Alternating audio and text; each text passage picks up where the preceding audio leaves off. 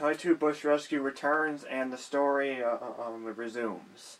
It's time to do bush rescue training. There's nothing else to do in HQ right now. I'm gonna need to get a few boomerangs in order to get the other areas explored here, like the Warburang location, and also doing the one with the pontoon as well, with the Frosty Ring area. It's time to talk to Sneak and start the training. Crikey! You're a frill lizard. What are you doing here? What does it look like? I'm working, mate. Not all lizards are bad, you know. Fair enough. My name's Sneak, and my mate over there is Keith. G'day. I'm the cook, and he's the mechanic. Although we sometimes swap jobs. Either way, I'm usually up to my elbows in grease. Righto. I also take care of the bush rescue training program. If you want to scrub up on your rescue skills, just meet me over at that sign. I already know what to do the moves and everything, but this is still considered to be one of the missions needed in order to get that much closer to 100% in the game, so I still need to do it. Righto, mate. First thing you need to know is how to get a better look around the place. You can do that by using the right analog stick. Just push it left or right to spin the camera around.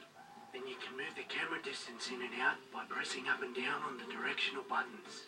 Mate, did you know that you can tailor the camera to your liking? You can change this through the options menu. They got that feature in already?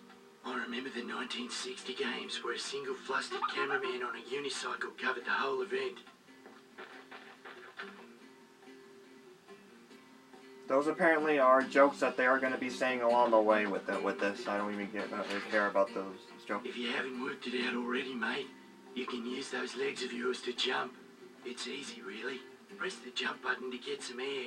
Just like Jess, the jumping Joey from Jabalooka.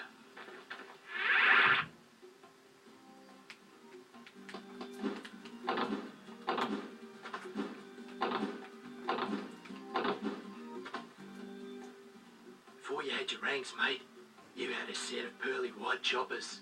Yep, and in your case, you've got a good set of teeth on you. Just like Starkey, the snub-nosed shark from Strathpine. Here's how you can use them to bite things. Just press the bite button when you're near crates or bad guys. Fair enough. And, as luck would have it, we've got some crates right here. Why don't you have a go at biting them?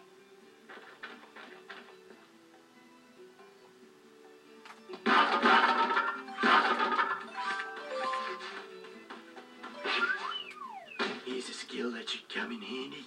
See these floating thingamajigs? They're called spy eggs. Anyways, if you press the bite button repeatedly, you can chain your bites together. Just like Billy, the chain-biting Bilby from Boona. Righto. Beauty is, you can chain bite your way up to hard-to-reach places. Why don't you give it a go?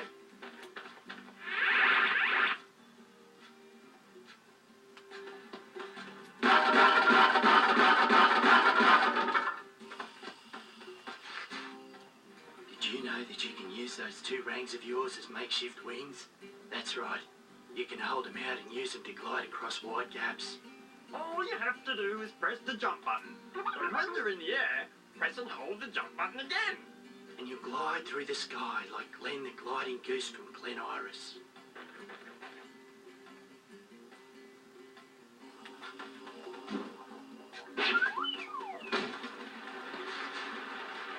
Well, looky here. Some water. Just like a big bath. But you wouldn't know what that is, would you, Keith? Steady up there, mate. Anyways, Clyde, we'll teach you how to swim in the water. It's easy, really. When you're in the drink, press the bite button to dive, then tap the jump button to start swimming. Sorry that I'm not speaking at all here. There's pretty much not very much for me to talk about, and I need to pay attention so I can do the mission properly.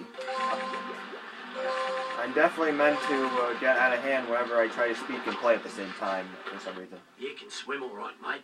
Time to learn how to dive. All you have to do is run and press the jump button near the water's edge. Then press the bite button to do a dive.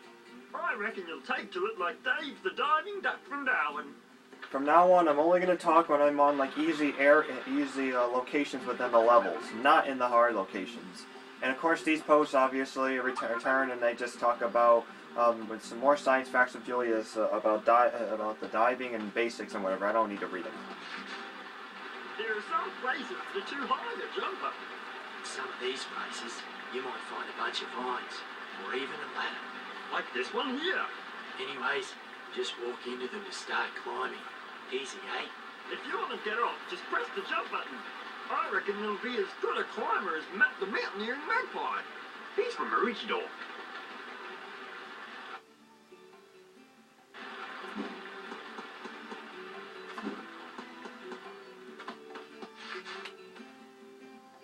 See that target way up there? If you hold down Ty's view button, you'll get a ranged eye view of the place. You can throw your rings with greater accuracy this way. Why don't you give it a go now?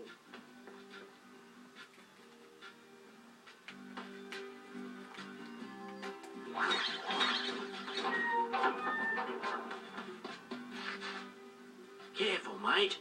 There's a big drop just ahead. You know how we taught you to glide across gaps, right? Well, if you ever jump off a cliff, you can reach the bottom safely by gliding. Yeah, mate, go on. Jump off this cliff and give it a go.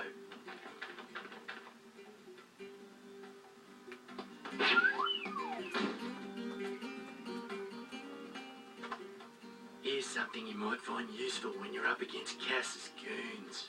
What's that? It's the ability to lock onto a bad guy and always hit him with your rings. When you see a bad guy, press the lock-on button. While you hold the button down, you'll always face your foe. When you throw your ring, it'll head right for him no matter which way you're running. Have a go on this fella here.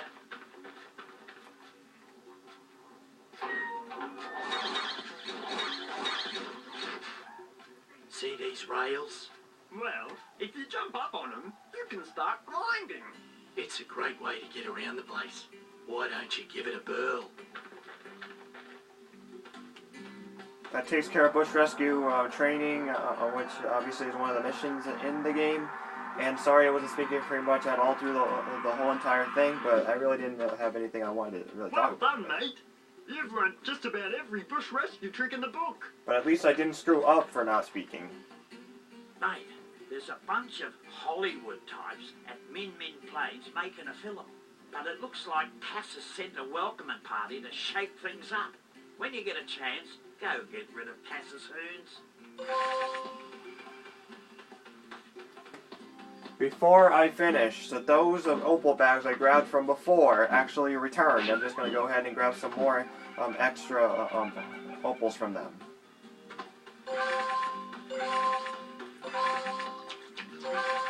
The rings, especially in Sly's shop, which are the tier 2 versions of the originals from the Burrow-Mudgee shop, are going to be very tough to try to get enough opals for. Especially the Deadly Ring and Doomerang. Those are going to be the most expensive to try to go for.